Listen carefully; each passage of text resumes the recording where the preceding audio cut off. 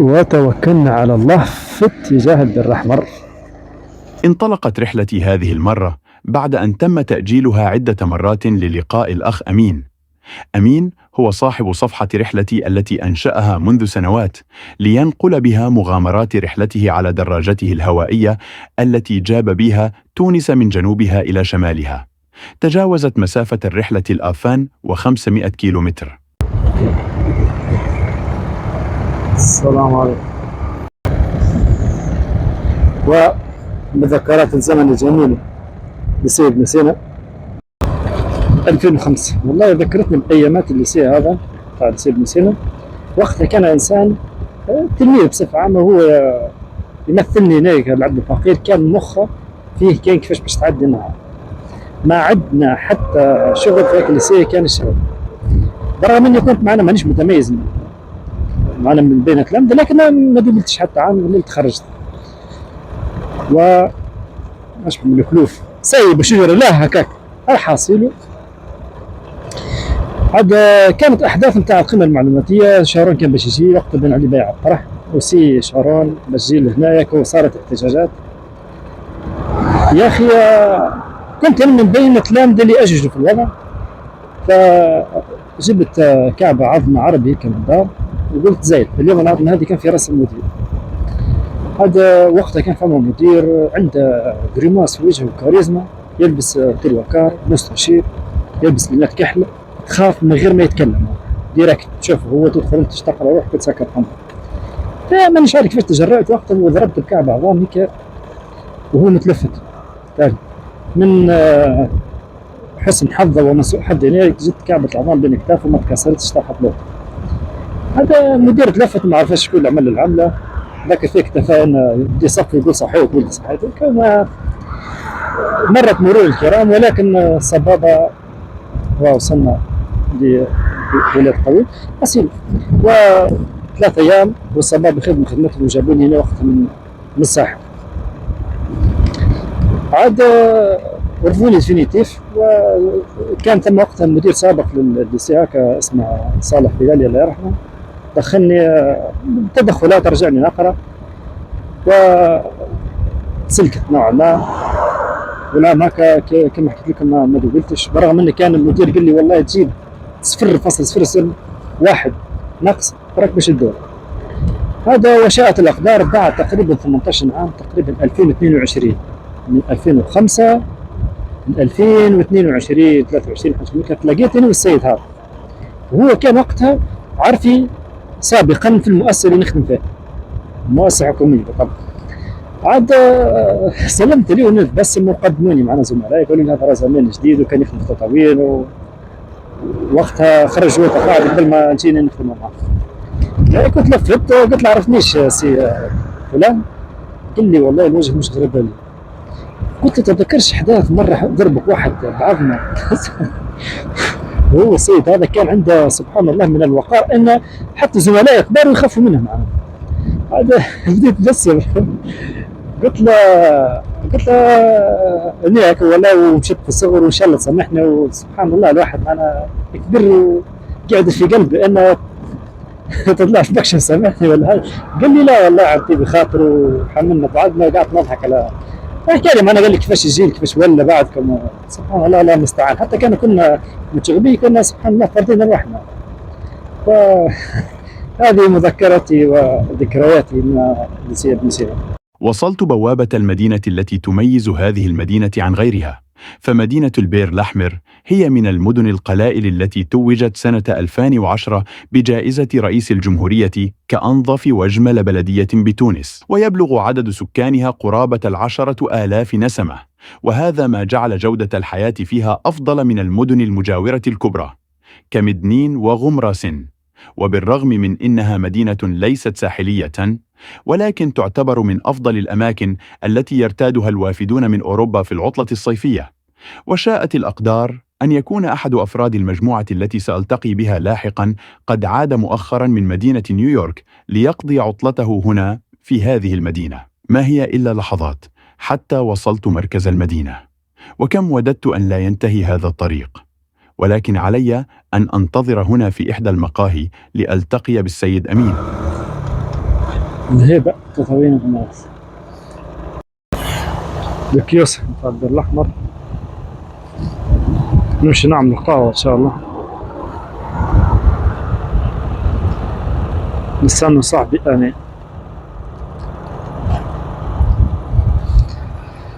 بوس كافيه دبو زماء و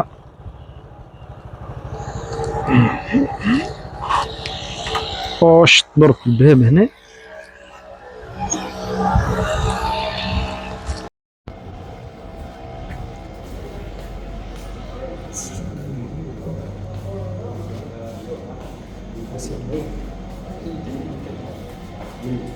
بالله دبو زماء كابوسات هنا.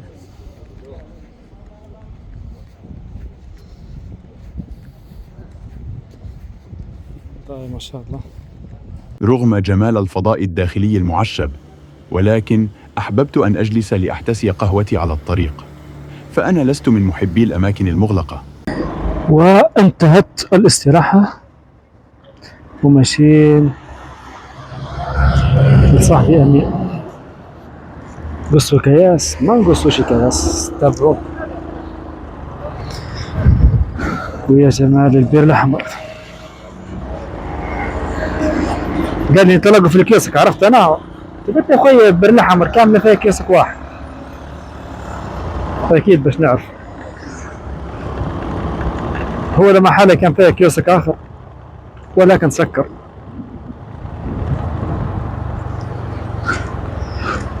وين هذا والله. لافاج ولا زيت ولا ايش صندوق تكسر لي هنا في الجولف جيت. بس نمشوا نعم نطلع على جراج سي امين.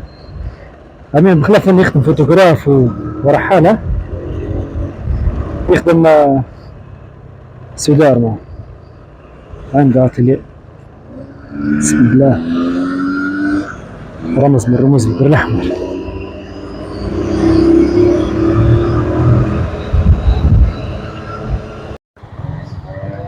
لا صابر ها صابر. زمان شدك الرادار. تمثل.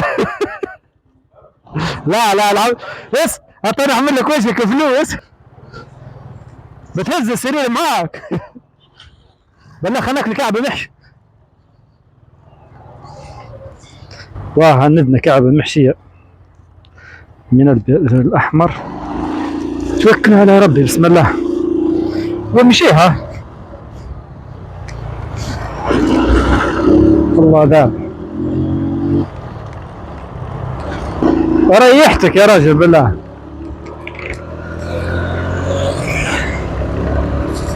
وفي اتجاه المسؤول. كلما توغلنا أكثر خارج المدينة، كلما انكشف لنا جمالها أكثر. قصور حديثة ومساحات مفتوحة وسهول بين الجبال زاد المشهد جمالا. سيد الكل بدلالك لا منافس لا غريم، على كل لك حلالك راضيا بكل نديم.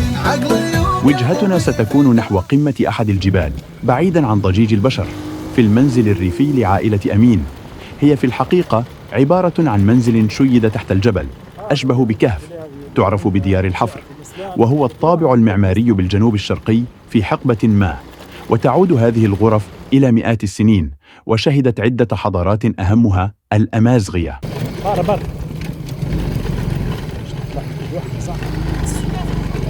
بر ما تحبسك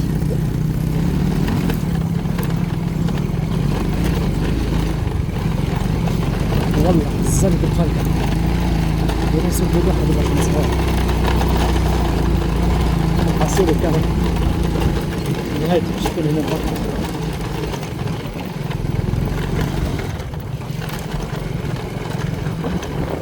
ما شاء الله.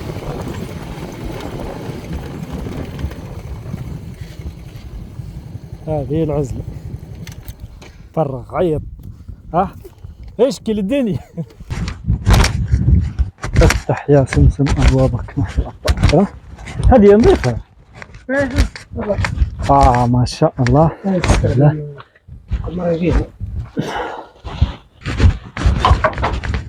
بسم الله مسكونة. بسم الله ما شاء الله. تجيش تقيد هنا؟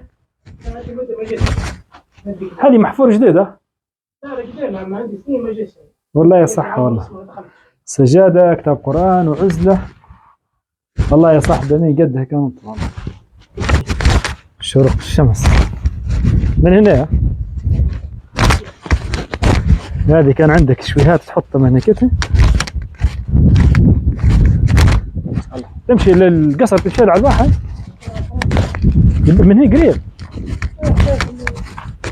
في انتظار بقية المجموعة أخذني أمين لقصر أجداده، قصر الأعراف، وهو عبارة عن غرف تحيط بساحة نصفها مشيد بالحجارة ونصفها محفور تحت الجبال.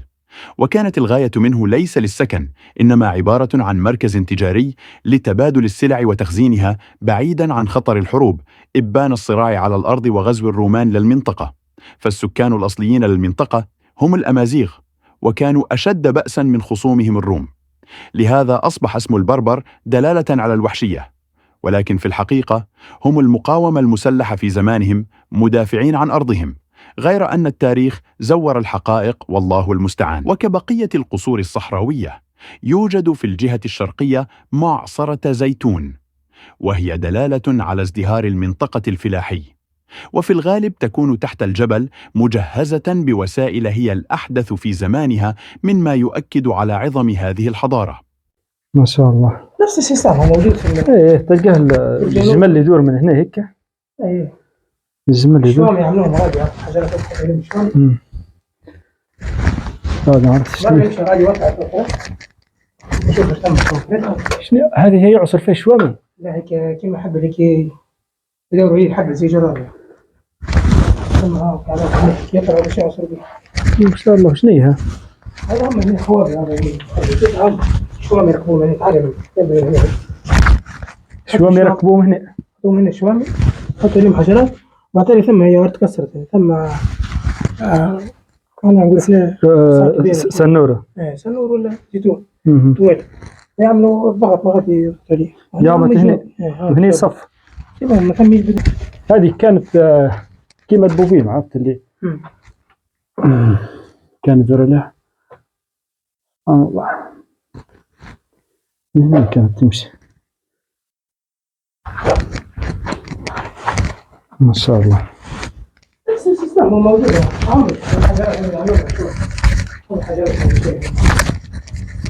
هذا اللي يعصر به في الشوامي. كيف معناها تخدم على شرتين. وهذا تقريبا كانت المشاعل هنا ولا؟ كانوا يسخنوا به في الماء. عرفت الماء سخون باش يعصر الواحد باش يفصل الزيت على الواحد. لا هان الواحد. هذه صالدي كنترول دعم. بسم الله. ديروا كونتابل كونتابل هنا يا سيدي. السكرتيرة كان هنا. شوف بلا الطبقات نتاع الطبقات نتاع الترب. بسم الله. هذا قصر الأعراف. بسم الله. هذا المسجد الجهة الغربية. ما شاء الله. قول يا أمين تو القبلة كيفاش عرفوها؟ تو لو نثبت في القبلة تطلع صحيحة ولا؟ تثبتنا من صحة اتجاه الكعبة بالتطبيق الخاص بالصلاة، فوجدنا اتجاه المسجد يتطابق بنسبة كبيرة مع اتجاه القبلة، ومن مسافة تتجاوز 3000 من الكيلومترات. لم أتفاجأ من مدى دقة تحديد الاتجاهات لمسجد بني منذ عشرات السنين إن لم أقل المئات، فهو شاهد على ازدهار الحضارة العثمانية وتقدم العرب والمسلمين في مجال العلوم الفلكية. وخير دليل على ذلك هو اختراع جهاز الاسترلاب الذي ما زال إلى اليوم. لم تفهم الدول المتقدمة كيف يعمل بتلك الدقة رغم ادعائهم الوصول إلى القمر. ثم توجهنا نحو أسفل الجبل لنجمع الحطب، فوجدنا هذه النخلة التي أعطت من خيراتها دون تدخل يذكر للبشر. أثمرت رغم قلة الأمطار. يقعد العرجون في أمه ريتها ما يتنحاش. هذا سيدي ما خلطناش ندير شوي خايف ان نطيحه كامل. لا ما بدي احلم دوح بدي احلم دوح. بسم الله. دقلة النور. محاولة فاشلة لإثبات جودتها، لكن لا بأس بها في مثل هذا المكان الجاف بين الجبال. قبل كنا نروح بليسيه ثم واد نبدا نحسب بالحجر باش نطيحوه، حسيت تحدف رشاده يتيحوا 3 على ما معدي نخر من فوق بالحجر. وصلت بقية المجموعة، وعلينا أن نبدأ في تجهيز المكان للسهرة وإعداد وجبة العشاء. عناق ندعي ذا بحام مشت زرد بزرد عليها امين. طيب سيدي شعلنا. وكالعادة على رأس قائمة الطعام لمبكبكة، وهي الأكلة المتداولة في كل الفصول في البرية، تتميز بها الجهة بالجنوب التونسي وكذلك في ليبيا، وكل جهة تتفنن في إعدادها، منهم من يضيف الجبن ومنهم من يضيف الثوم، ولكن اتفقوا على أن لا تكون إلا بلحم الجدي. لا قلت لك عامله ضربه صح. يسقى من ماء واحد. سبحان الله. ان المال ياكل بايع حتى هذه سلعة البر الأحمر. سلعة العبابس. العبابس نكزوا عليك يقولوا كيف. لا شو بالجبن ما غادي ما كثرش عليهم. شاني صايب بتحط المكرونة؟ لا ما زالت كم 200%. القرفة يا سيدي. سلام ما طلعش حركوا. لا ما طلعش ولا تطلع ما ماشيين هذه هرسة عربي. هذا اشترى تو اشترى كنا نفوحوا به في لخ باش تلقى الطعم وانت تتحرك. حط الحنطة ارطل تحق ارطل هذه بتجي جارية بالحق. ومن الأشياء التي تتمتع بها في البرية هي نقاء الهواء وصوت الطبيعة العذراء، هدوء ممزوج بصوت طرب لمبكبكة. أترككم مع هذه السيمفونية وأعتذر على قساوة المشهد.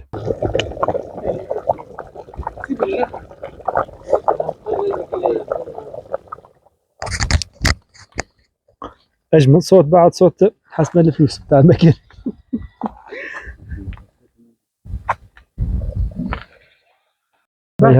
هاتوا الشمعات طلوقها ولا ريحة طلوق يا شيء لله في الكانون في زعما بدي ريحة جوي.